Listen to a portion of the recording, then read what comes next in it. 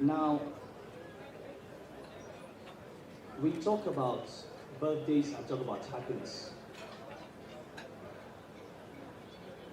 I remember a few weeks ago someone asked me, "Are you happy?" And I said, "I hope not." And he was surprised. The truth is, nobody who is a leader in northern Nigeria today can afford to be happy. You can't be happy with 87% of the poverty in Nigeria being in the north. You can't be happy with millions of northern children out of school. You can't be happy with 9 states in the north contributing almost 50% of the entire malnutrition burden in the country. You can't be happy with the drug problem. You can't be happy with the Boko Haram problem. You can't be happy with political thuggery. You can't be happy with all the issues, the Almajiri problem that we have. So when we wish Nasir a happy birthday, we do not want him to be happy as a leader. Because you are happy when you think you have reached a state of delivering and taking your people to where you want them to go. Now, because of the condition of northern Nigeria, it is almost cliche now to say, if you are seen as normal, if you're a governor in the north or a leader in the north, and if you are seen as normal in the sense that you continue to do what your predecessors have been doing the same thing which has been normalized, then there's something wrong with you. You are part of the problem. The real change in the north will come from the mavericks, those who are considered mad people, because you look around and you have to say, if this is the way we have been doing things, and this is where we have ended up, maybe we need to do things differently. If we have populated the government with middle-aged men, maybe we need to try younger people. Maybe we need to try women.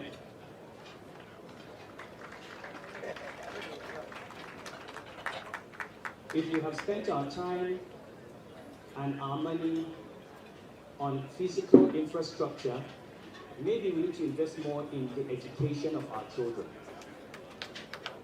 Maybe we need to invest more in nutrition. Maybe we need to invest more in primary health care. And the truth is, if you look at what Nasir is doing in Kaduna with 40% of his budget in education, that is the only thing that is going to save the North.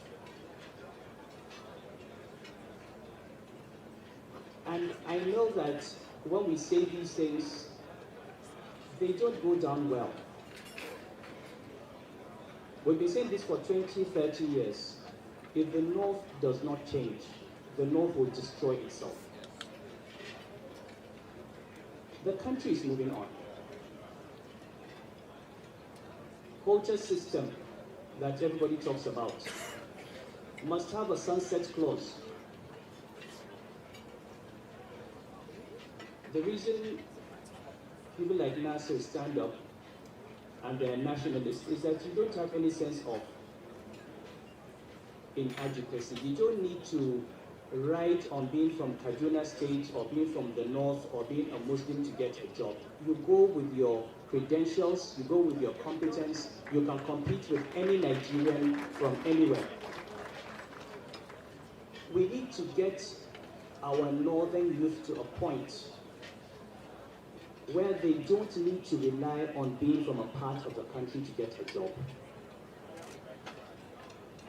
And believe me, if we don't listen, there will be a day when there will be a constitutional amendment that addresses this issue of quota system and federal character. The rest of the country cannot be investing, educating its children, producing graduates, and then they watch us, they can't get jobs because they come from the wrong state, when we have not invested in the education for our own children. So as we celebrate Nasser at 60, we need to celebrate him as a public officer who is addressing the core problems of his constituency. It is education. It's girl-child education. It's women's rights. It's child begging, parental irresponsibility, demographic growth. It's managing a multicultural, multi-ethnic, multi-religious society and bringing them into one community where they are all citizens. And he's done a lot that we can learn from. So I am proud to count Nasser as one of my friends. I usually say that I have to keep him as a friend because he's the only person in Nigeria beside whom I am considered a moderate. You know, people usually go to people and say, talk to your friend, Sanusi, or talk to your friend, the Emir. But people come to me and say, please talk to your friend, Nasser. Even 2 days ago, someone sent me to him with 2 messages. I delivered the first one, which I thought was nice and friendly and conciliatory. When I saw the reaction, I did not deliver the second one. I'm waiting for the right time to deliver it. I still not delivered that message. But you know, we've just said about how much he's invested in his own development. He's not just a quantity surveyor, he's a lawyer, he's got master's degrees, he's had over 80 certificates from Harvard. And education is what makes a man. And one thing I can say when I was telling someone who drove into this government house and he talked about how beautiful it was. I said, let me tell you something. If you take Nasser out of this government house today and put him in a 2-bedroom apartment, if he has light and his books, wallahi, it will not matter to him. There's no difference. And it's important that we realize that what we have, the positions that we hold, are transient. And they do not define us. Anybody can be called a governor. Anybody can be called anybody can be called a commissioner, a minister. At the end of the day, you owe it to yourself for the years that you are given that opportunity to know that God has given you a chance to do something, to leave a mark, and to impact people's lives. Now, those people today may not appreciate it, including the people you are helping. There's a story of Chief Obafemi Awolowo when he started free primary education. They demonstrated against it. The women came out naked. The fathers refused to pay taxes. He had to force them. All those people whose parents were complaining today are thankful. They are professors, they are doctors, they are engineers. What we say about Nasiru today will not matter. Some of us will say things because we're his friends. Some of us will say things because maybe we want favors from him. What will really matter is long after he's gone, when the history of Kaduna State is being taught in a classroom to children whom he has never met. what will they say about him and what he did? And that is what is true of each and every one of us. We have to think, not how the people around us, living with us, react to us. Each of us has to think, in the next 50 years, 100 years, when I am gone, when the history of this office is being written, what would it be said that I did? That is the most important thing, the legacy. So I pray for you that what you are building today remains a legacy that will be remembered after you. And my prayer for you is that you will impact the lives of people who you do not know, whom you have never met, in a manner that they will remember you forever. Of course, Nasir takes many risks. People have said you can't say someone is perfect. I said he has most of the qualities. There are two that I would like him to learn more of. One quality is diplomacy.